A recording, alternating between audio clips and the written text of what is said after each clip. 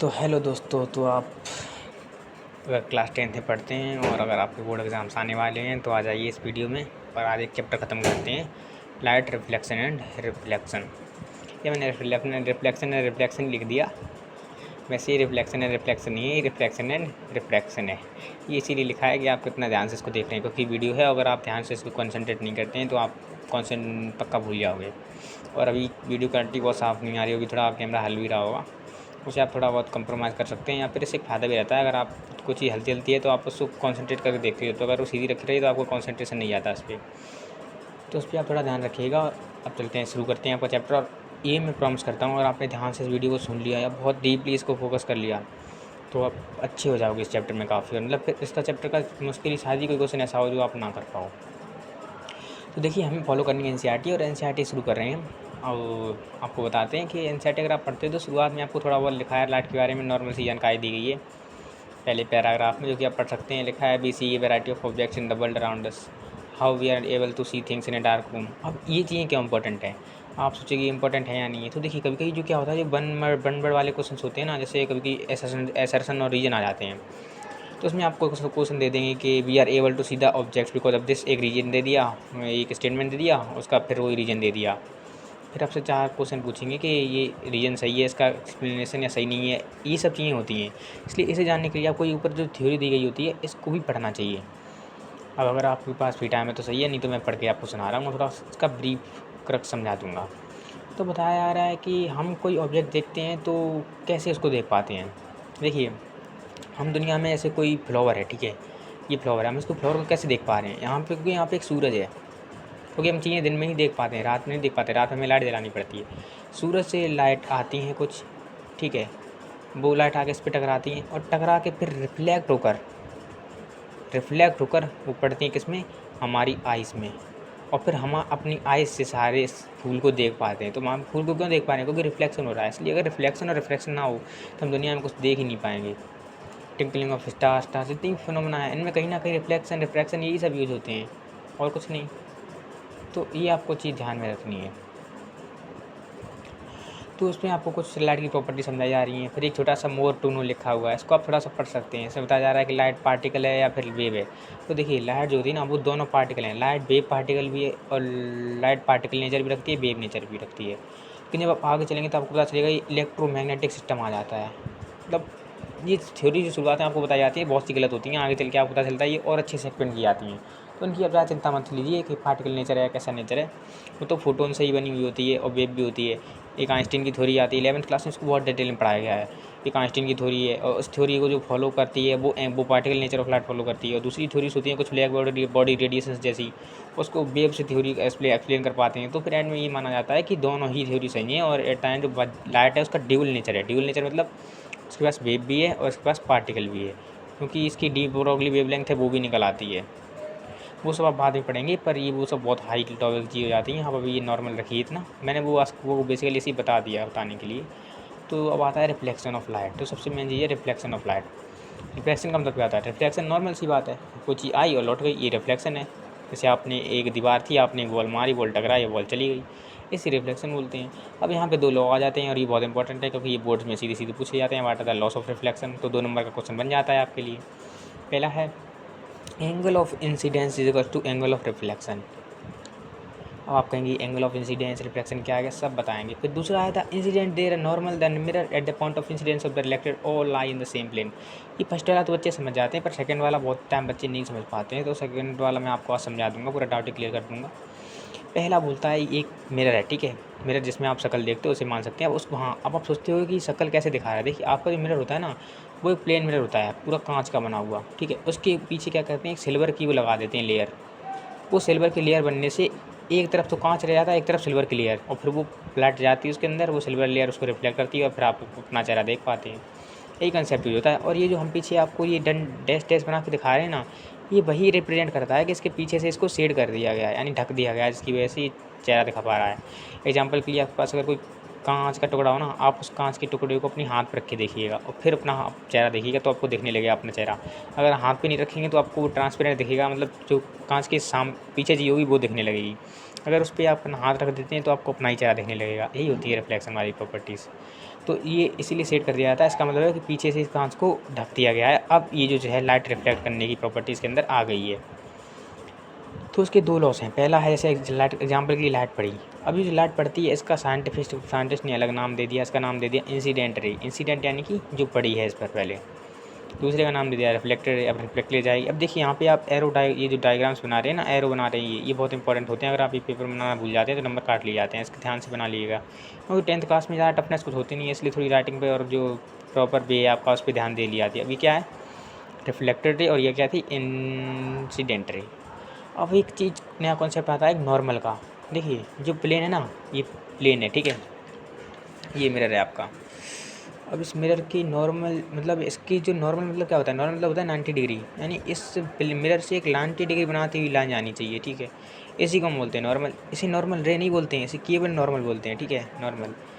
अब ये incident ray और नॉर्मल के बीच में जो एंगल होता है इसको बोलते हैं एंगल ऑफ इंसिडेंस, और नॉर्मल और रिफ्लेक्टेड रे के बीच में होता है आर एंगल ऑफ रिफ्लेक्शन।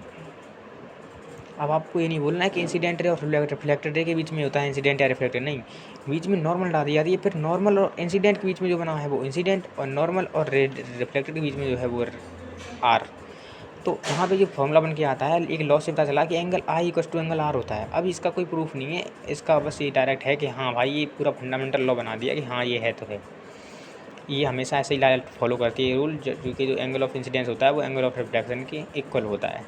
ये बात आप समझिए। अब सेकंड बोलता है कि जो इंसिडेंट रे थी, ये थी और ये थी, ये तीनों एक ही प्लेन पे लाई करती हैं। अब एक प्लेन पे लाई करने का क्या मतलब, एग्जांपल के लिए आप समझिए, एक कागज़ है, ठीक है, ये कागज़ है। अगर लाइट इधर से आई, ये लाइट इधर से आई, ये इधर से चली गई, तो ये लाइट जो है एक प्लेन पे आ सकती है। इसका मतलब ऐसा नहीं हो सकता कि लाइट यहाँ से आके इधर गई और फिर इधर चली गई। और एग्जांपल के लिए ये एग्जांपल इससे किसका देने के लिए सबसे बेस्ट चीज़ है, 3 पेन है।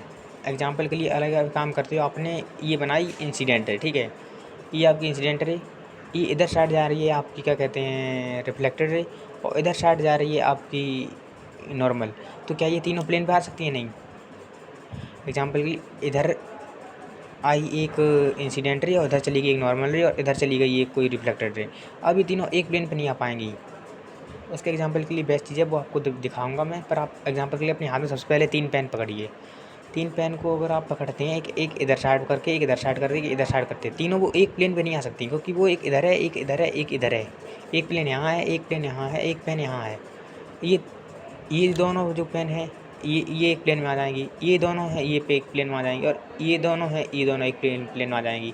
ये तीनों एक प्लेन में नहीं आ रही हैं। प्लेन का मतलब है ऐसे ही कागज़ है उसी की तरह, ये आप समझ गए। तो ये इंसिडेंट, रिफ्लेक्टेड और नॉर्मल तीनों जो होती हैं वो एक ही लाइन तार होती हैं। जैसे इंसिडेंट यहाँ है तो रिफ्लेक्टेड यहाँ है और नॉर्मल यहाँ है। ऐसा नहीं है कि इंसिडेंट ये है और नॉर्मल ये जा रही और रिफ्लेक्टेड ये जा रही, ऐसे नहीं होता है। मतलब एक ही लाइन में चलती हैं, लीनियरिटी फॉलो करती हैं, सीधी बात आप ये समझ सकते हैं। कुछ टफ नहीं है, पर थोड़ा टफ लगता है बच्चों को, इसलिए मैंने इसका सही समझा दिया। उम्मीद करता हूँ कि वो आप समझ गए होंगे। और sorry for the inconvenience caused by this camera. ना आपको स्टार्ट किया था स्फेरिकल मिरर्स, तो उससे पहले आपको प्लेन मिरर की कुछ प्रॉपर्टीज़ यहाँ पे इसमें लिखी हुई हैं, वो आपको थोड़ी सी पढ़नी चाहिए, क्योंकि इसमें आपको थोड़ी सी लिखी हुई हैं, बीच में पैराग्राफ है उसमें लिखी हुई 4 प्रॉपर्टीज़ दी गई हैं। तो प्लेन मिरर होता है वो इमेज फॉर्म करता है, सबको पता है, आपके घर में प्लेन मिरर ही होता है, ठीक है। ये प्लेन मिरर वो उसकी 4 प्रॉपर्टीज़ होती हैं, उसके द्वारा जो इमेज फॉर्म की गई होती है। सबसे पहली जो है वो ये है कि सेम साइज़ की होती है, यानी कि अगर आप खड़े हुए हैं इधर तो आपका जो शीशा है वो आपको उतना ही बड़ा दिखाएगा। ऐसा नहीं कि आप इतने बड़े इतना सा दिखा दे, ऐसा नहीं होता है। आपने अपना चेहरा देखा भी होगा, उसमें हमेशा उतना सा दिखाता है। दूसरी बात बताता है कि वर्चुअल एंड डायरेक्ट होती है। अब वर्चुअल और डायरेक्ट का क्या मतलब है, देखिए वर्चुअल डायरेक्ट का मतलब अभी आपको थोड़ा डीप में समझाऊंगा जब स्पेक्ट्रम मिरर आ जाए। अभी आप थोड़ा नॉर्मल समझ लीजिए। डायरेक्ट का मतलब है खड़ा हुआ, मतलब जैसे आप हैं उधर वैसा ही दिखा रहा है आपको, सीधा सीधा। आप अगर ऐसे हैं तो ऐसा ही। एक होता है इसका उल्टा इन्वर्टेड, उसमें क्या होता है अगर आप ऐसे खड़े हैं तो आप उल्टे दिखेंगे, आपका पैर ऊपर हो जाएंगे, सर नीचे हो जाएंगे, पर ऐसा प्लेन वेन में तो होता नहीं है। इसलिए वर्चुअल का मतलब है जो असली ना हो, नकली हो। अब आप पूछेंगे नकली क्या होता है, तो आपको समझाऊंगा थोड़ी देर बाद कैसे ये नकली और असली का क्या ड्रामा है। तो नकली असली, अब चलो आपको समझा ही दें नकली असली का ड्रामा। देखिए होता क्या है, यहाँ पे कोई ऑब्जेक्ट है, एग्जांपल के लिए यहाँ पे कोई जल रही है, ये देखिए कोई लैंप जल रही है, इसके यहाँ से एक पॉइंट निकली इमेज यहाँ गई, शीशे से टकरा के वापस पहुंच गई। एक रे निकली, यहाँ पहुंची और शीशे टकरा के वापस हो गई। ठीक है, अब ये दोनों इमेज आपस में तो रेस मिल नहीं रही हैं। ठीक है, अलग अलग जा रही हैं। ये इधर चली जाएगी अपना, और ये अपना इधर चली जाएगी, दोनों मिलने पाएगी आपस में। लेकिन अगर हम पीछे ध्यान से नहीं करके देखते हैं तो हमें पता चलता है कि एक पॉइंट पीछे ऐसा था जहाँ पर ये मिल रही हैं। यानी कि ये जो पॉइंट था ये वाला एम, इसकी इमेज एम डैश यहाँ पे बनी है। और हम जब ये दोनों रेस हमारी आँखों में आएंगी तो हमारी आँखों के पास हमारी आँखें क्या सोचेंगे कि ये जो इमेज है ये यहाँ पे बनी हुई है। ठीक है, तो हमारी आँखें इस पॉइंट को यहाँ मानेगी, यहाँ पे यहाँ पे यहाँ पे यहाँ पे। आपने शीशे के अंदर देखा होगा, आपको ऐसा लगता होगा शीशे के पीछे कोई खड़ा हुआ है ऐसा, क्योंकि वो वर्चुअल इमेज है, वो आपकी आँख को शीशे के पीछे बना रही है वो इमेज, इसलिए इसी इमेज को वर्चुअल इमेज कहते हैं। और एक होती है रियल इमेज, उसमें क्या होता है, उसमें रियलिटी में इमेज फॉर्म हो रही होती है आपकी आँखों में। तो ये चीज़ है वर्चुअल और रियल कॉन्सेप्ट, अभी मैं आपको समझा दिया। तीसरा है प्रॉपर्टी कि जो इमेज होती है वो मिरर के पीछे जितना होती है उतना ही आगे होती है। इसका मतलब क्या हुआ, इसका मतलब हुआ कि मिरर से जो ऑब्जेक्ट की डिस्टेंस है और मिरर से जो इमेज की डिस्टेंस वो बराबर रहती है, नॉर्मल सी बात है। और चौथा जो है सबसे इंपॉर्टेंट पॉइंट वो है कि लिटरली इन्वर्टेड होती है। अब आप कहेंगे लिटरली इन्वर्टेड क्या है, अपने में फोकस क्या हुआ कि जो आपका राइट हैंड है वो लेफ्ट हैंड बन जाता है शीशे में, और लेफ्ट हैंड राइट हैंड और राइट हैंड लेफ्ट हैंड बन जाता है। इसी को कहते हैं लिटरल इन्वर्जन, यानी सीधा उल्टा बन जाता है, उल्टा हाथ सीधा बन जाता है। तो आपको लगता है 4 प्रॉपर्टी समझ में आ गई। 4 प्रॉपर्टी आपको बता देंगे, ये सेम साइज़ वाली, और ये वर्चुअल रियलिटी वाली, और लिटरल लिमिटेड वाली, और तीसरी थी वो same image distance object distance same रहती है।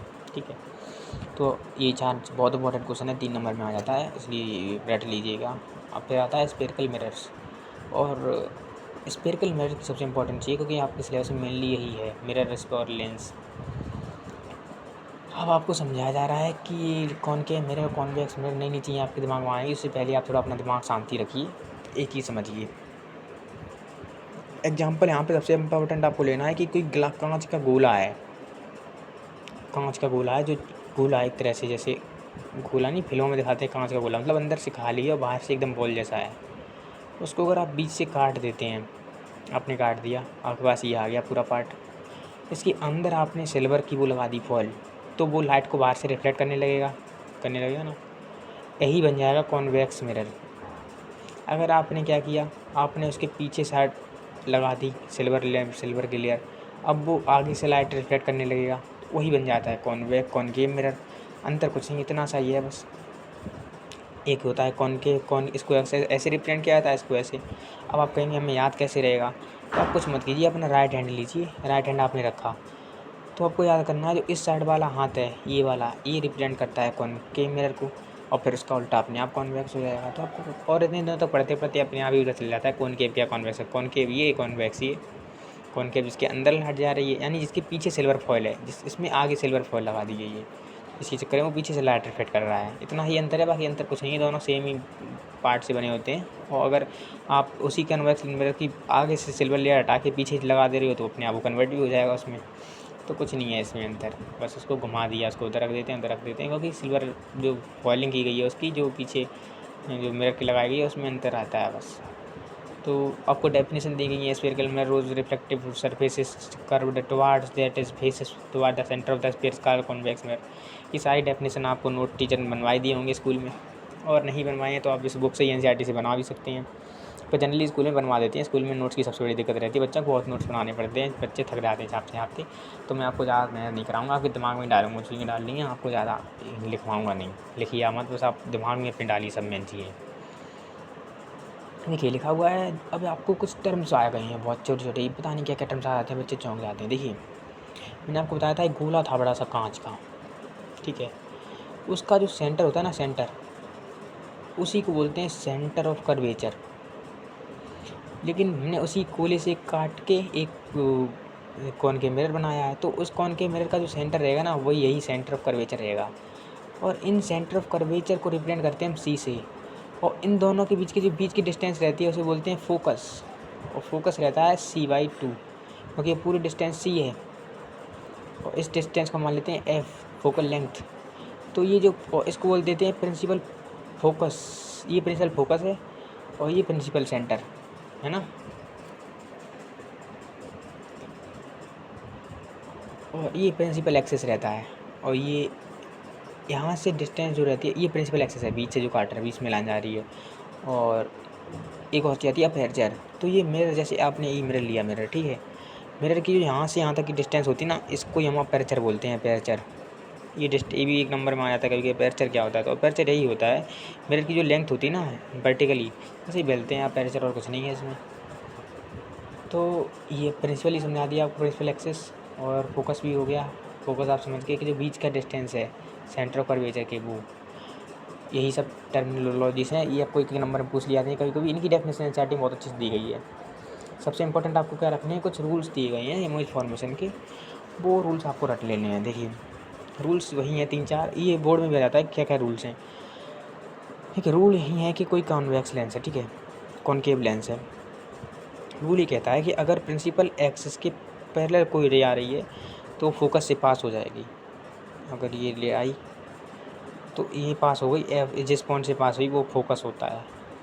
दूसरा रूल बोलता है इसका अपोजिट जस्ट, कि अगर कोई रे प्रिंसिपल फोकस से पास हुई है, जैसे कि यहाँ पे मान लो प्रिंसिपल फोकस था, तो वो जो रे बाद में जाएगी वो पैरेलल बन जाएगी। यहाँ बोलता है पैरेलल आएगी तो फोकस से पास होगी, फोकस से पास होगी तो पैरेलल बन जाएगी, वही बात है सेम। तीसरा बोलता है कि अगर आप सेंटर ऑफ कर्वेचर से आती है, एग्जांपल के लिए यहाँ पे सेंटर ऑफ कर्वेचर है, तो यहाँ पे जाएगी और फिर यहीं से ही लौट जाएगी। अब आप कहेंगे ऐसा क्यों होता है, तो उसका बहुत अच्छे से मैं रीज़न आपको सबसे पहले पीछे समझाता हूँ, आप बने रहिए, बस रुक जाइए थोड़ा। देखिए ये था शीशा, ठीक है, कांच का। अब इसका सेंटर यहाँ पे, ठीक है, आपको पता होना चाहिए किसी सर्कल में, भले ये स्फीयर है, स्फीयर जैसे मतलब पूरी तरह से गोला सा है बना हुआ, इससे जब कोई भी पॉइंट डालेंगे तो हमेशा वो 90 डिग्री बनाएगा। ये थ्योरम होती है, शायद आपको पता हो ना पता हो, क्योंकि यहाँ पे टेंजेंट बन जाती है, और जिसके चक्कर में यहाँ पे हमेशा 90 डिग्री रहता है। शायद मैथ में आपने पढ़ा भी हो। अब जब कोई लाइट यहाँ से आई तो यहीं जाएगी ना, लेकिन आप समझिए आप कोई लाइट किसी मिरर, जैसी मिरर है, ठीक है, नहीं ये नहीं, कौन की वाला ले रहा हूँ मैं, यहाँ पे क्या है, सेंटर ऑफ कर्वेचर, और यहाँ पे सेंटर ऑफ कर्वेचर है। अब कोई मिरर इमेज यहीं से आ गई, अब यहाँ पे बन रहा है कितना, 90 डिग्री, ये है टेंजेंट। नॉर्मल भी यही है क्योंकि यही 90 डिग्री है। अब नॉर्मल और इंसिडेंट के रे के बीच में कितना होता है, 0 डिग्री एंगल हुआ, क्योंकि यही नॉर्मल है, यही इंसिडेंट रे है, तो रिफ्लेक्टेड रे भी यही बन जाती है फिर, इसलिए वो वहीं से आई है तो वहीं चली जाती है। और चौथा ये दे दिया गया आपकी बुक में, जो कि बहुत इंपॉर्टेंट नहीं है, इसमें तो सेम वही बात बोली गई कि अगर इस तरह से आती है थीटा एंगल बनाती हुई, तो वो इधर से थीटा एंगल बनाते हुए ही चली जाती है। और इसी के बीच में आपको कुछ केसेस दे रखे हैं और डिफाइन कर रखा है कि जो कॉनकेव लेंस है उसके लिए बहुत सारी पोजीशंस की इमेज बना रखी है, बहुत इंपॉर्टेंट है, लगभग कभी कभी 5 नंबर में भी आ जाती है, तो आपको पढ़नी है बिकॉज इम्पोर्टेंट है वो काफ़ी। तो आपने एक ले लिया कॉनकेव लेंस, ठीक है। अब मैं बहुत जल्दी पढ़ा रहा हूँ क्योंकि आपका टाइम वेस्ट नहीं करना है मुझे, और कुछ 10th क्लास में खास है भी नहीं, वो तो हमारे टीचर्स होते हैं, वो जानबूझ के बड़ा के उसको बड़ा कर देते हैं ताकि बच्चों को लगता रहे कुछ टफ क्लास है। इतना सीरियस नहीं लेना होता है, 10th को हो जाता है सिंपली, और इम्पोर्टेंस भी नहीं इसका लाइफ में ज़्यादा कुछ, हाँ होता तो इस टाइम पे लगता है, लेकिन धीरे धीरे आपको लेटर लाइफ में पता चलता है कि भाई 10th कुछ नहीं था, मतलब बच्चे वाली बात नहीं थी कि 10th बहुत कुछ होता है, बहुत कुछ नहीं होता है, आपको बहुत सीरियस नहीं लेना, नहीं बहुत सीरियस। पहला आपको रूल दिया गया है कि इनफाइनाइट डिस्टेंस पे, तो देखिए इनफाइनाइट डिस्टेंस अगर लाइट होगी तो पहले लाएगी, ठीक है, इनफाइनाइट है, इन्फिनिटी से आ रही है। इनफाइनाइट मतलब जैसे सूरज चाँद है ये, क्योंकि सूरज बहुत दूर पे है ना, तो मिरर के लिए तो इनफाइनाइट ही हो गया, बहुत दूर से, जैसे चींटी के लिए हाथी की इनफाइनाइट वैसा हो गया ना। इस सबसे पहले आपको बनाना है, यहाँ पे इसे बोलते हैं पी, इसे बोलते हैं एफ, और इसके इधर बोलते हैं सी, क्योंकि ये पहले लाई है तो कहाँ से निकलेगी, फोकस से, क्योंकि ये रे पैरेलल गई थी तो ये भी कहाँ से निकलेगी, ये भी निकलेगी फोकस से। ये जो रे थी आई थी, ये डायग्राम, ये एरो बनाना बहुत ज़रूरी है, और ये वाली गई थी और ये वाली यहाँ गई थी। अब इमेज कहाँ बनी, बीच में, तो आपको रट लेना है कि जो इनफाइनाइट से आएगी वो फोकस से जाएगी, और ये आपकी बुक में टेबल ही बना रखी है बहुत भयंकर वाली। दूसरा केस आता है कि वो इनफाइनाइट से तो पीछे है लेकिन ये सी के इधर है, एग्जाम्पल के लिए यहाँ आ रही है, ठीक है, यहाँ आती है तो इधर से आएगी, फोकस निकलेगी, एक दूसरी फिर फोकस से निकालो यहाँ से और यहाँ से देखो, तो यहाँ पे इमेज बन जाती छोटी सी एक। अभी आपको प्रॉपर्टी भी समझाऊंगा इसकी, आपको ऐसे ही नॉर्मली समझा रहा हूँ मैं। तीसरी आती है सी से, आपको कभी केस लेना होगा सेकंड ये लीजिए कीजिए, एक बार पैरेलल में जा गई और फोकस से निकाल दिया, और एक बार फोकस से निकाल दिया इधर पैरेलल ले आए, तो आप इसमें देखते हैं कि सेम साइज़ की इमेज बन जाती है बिल्कुल उसी के नीचे जस्ट। चौथा केस रहता है सी और एफ़ के बीच में है, सी और एफ़ के बीच में आपने डाल दी, तो ये पहले पैरेलल करेंगे तो फोकस से नीचे निकल जाएगी, और दूसरे में फोकस से करेंगे तो पैरेलल होकर निकल जाती है, तो बड़ी सी इमेज बनती है जाके सेंटर ऑफ कर्वेचर से पीछे। और फिर आता है कि फोकस पर ही जब है, तो फोकस पर जब है तो आप एक बार पैरेलल लेंगे और फोकस से निकाल देंगे। दूसरा केस है जब आपने इधर लिया और पीछे चली गई, तो वो इनफाइनाइट लॉन्ग तक पहुंच जाती है, पीछे भी इनफाइनाइट लॉन्ग तक पहुंच जाती है, कहीं मिलती नहीं है, इसलिए मान लिया था कि इन्फिनिटी पर फॉर्म हो रही है। यहाँ पे आपको एक वो भी रिलेशन भी दिखता है कि अगर इनफाइनाइट पे ऑब्जेक्ट है तो इमेज फाइनाइट यहाँ बनती है फोकस पर। सी और एफ़ के बीच में है तो एफ़ और सी के बीच में बनती है, सी के बियॉन्ड है तो एफ़ और सी के बीच में, सी पर है तो सी पर ही रहती है, सी और एफ़ के बीच में अगर ऑब्जेक्ट है तो इमेज जाती है सी के बियॉन्ड, और एफ़ है तो इनफाइनाइट। तो अगर बीच में इधर आ जाती है तब तो अलग ही केस बनता है, जो कि उसमें यहाँ पे आपकी जो इमेज बनती है वो इधर साइड मिलती नहीं है, कहीं वो पीछे मिलती है जाके, और फिर वो वर्चुअल एंड इरेक्ट इमेज बनती है। ये अकेला केस होता है पूरे कॉन्केव, बहुत इंपॉर्टेंट है, जब जनरली यही आता है, क्योंकि पेपर में यही है केवल इंपॉर्टेंट, क्योंकि बाकी में तो रियल ऑब्जेक्ट इमेज बनती है। यही एक अलग केस है और अलग ही चीज़ों पर पेपर में को सुनाते हैं। मैंने आपको एक ही फिगर में सब कुछ डाल दिया, आपको कन्फ्यूज हो रहा होगा, लेकिन अगर आप सही से पढ़ते हैं तो कन्फ्यूजन नहीं होगा। और वैसे भी वीडियो मैंने रिवीजन के लिए बना रखी है, आपका एक शॉर्ट में रिवीजन होगा, और इसे नहीं पढ़ा वो भी बहुत कुछ कर सकता है अगर ध्यान से पढ़ेगा मन लगा कर, बुक अपने सामने रख ली और इसको देखता जाए बस। देखिए पहला केस मैंने लिया था इन्फिनिटी वाला, तो इसमें आपको एक टेबल दी गई एनसीईआरटी में, उसमें कुछ भी नहीं है। पोजीशन ऑफ इमेज कहाँ थी, इनफाइनाइट पे हमने ऑब्जेक्ट, और इनफाइनाइट पे पोजीशन ऑफ इमेज कहाँ बनी, फोकस पर। Size of the image highly diminished point size, देखिए ना बिल्कुल फोकस पे बनी थी छोटी सी image. Nature of image real and matter, real and matter क्या है, क्यों है, क्योंकि रियल इसलिए क्योंकि वो रेस जो है वो एक्चुअली मीट कर रही हैं। जो लास्ट वाला केस था उसमें रेख हमने पीछे मान ली थी एज्यूम करते हुए कि पीछे जा रही हैं, इसलिए वो वर्चुअल एंड डायरेक्ट हो गया, लेकिन ये रियल एंड मैटर रहेगी। दूसरा बियॉन्ड सी, इमेज कहाँ बनी आके between C and F, size कैसा हो गया था, छोटा हो गया था, आपको दिखाया भी था। ये देखिए ये केस था, ये सेकंड वाला है ना, ये जो केस था ये देखिए इसकी इमेज कहाँ बनी आके, ये देखिए बनी सी एंड एफ के बीच में छोटी सी इमेज। तीसरी सी पे बनाई तो नीचे भी सी बन गई। चौथी सी एंड एफ के बीच में बनाई तो यहाँ पे बन गई जाके ये।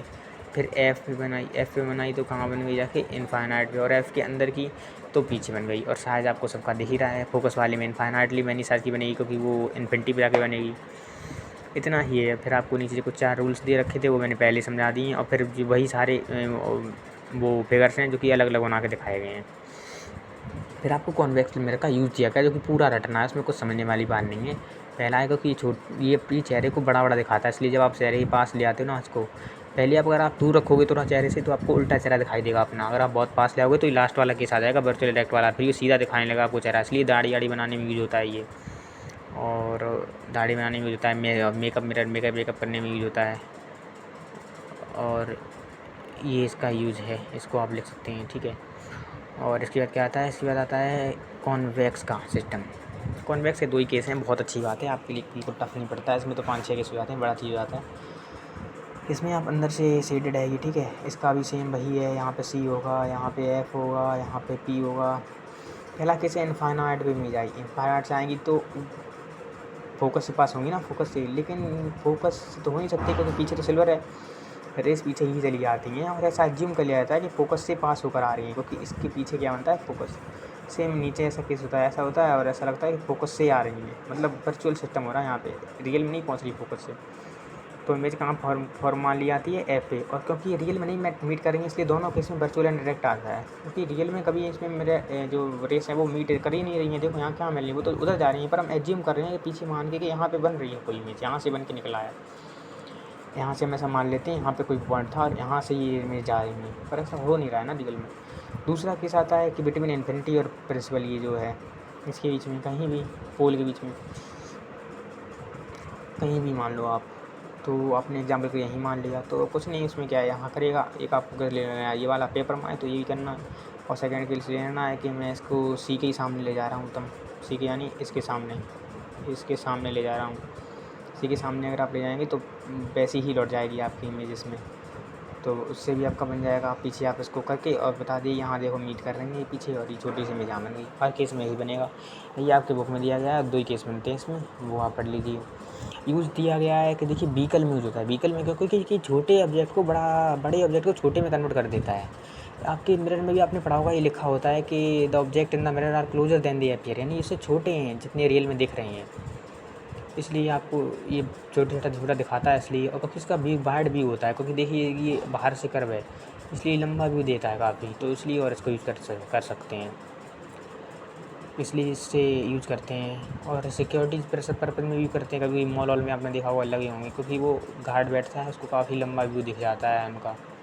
फिर है sign convention for reflected ray, तो इसमें साइन कन्वेंशन में कुछ भी नहीं है।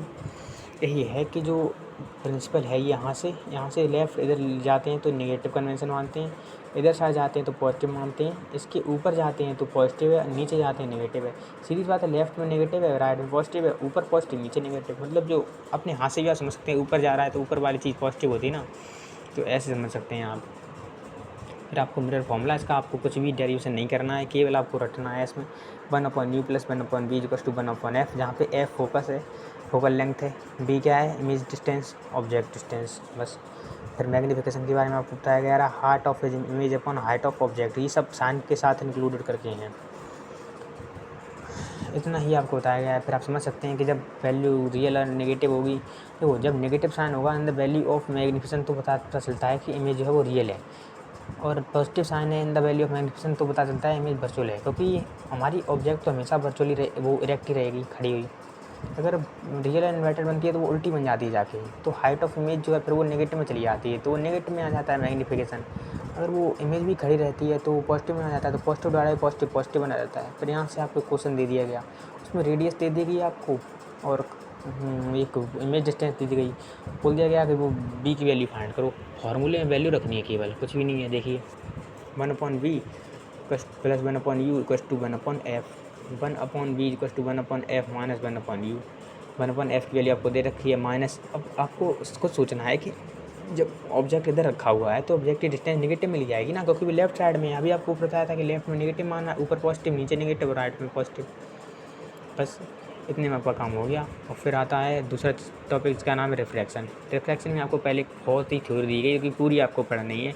कंसिडरेबली कुछ इंपॉर्टेंट ज़्यादा है नहीं, बस इससे एसेंस इंजीनियर बन जाते हैं, इसलिए आपको पढ़ लेनी है। इसमें यही है कि जब हम नींबू डालते हैं पानी में तो हमें बड़ा दिखता है, हम सिक्का अगर उसमें डाल देते हैं तो हमें वो ऐसा लगता है ऊपर उठा हुआ दिखता है थोड़ा सा, क्योंकि इसमें रिफ्रैक्शन हो जाता है। रिफ्रैक्शन कैसे होता है, जैसे कि आपने सिक्का रखा, ठीक है, अब ये था, ये वाटर लेवल, ठीक है, ये सिक्का था, ठीक है, ये यहाँ पे आता है,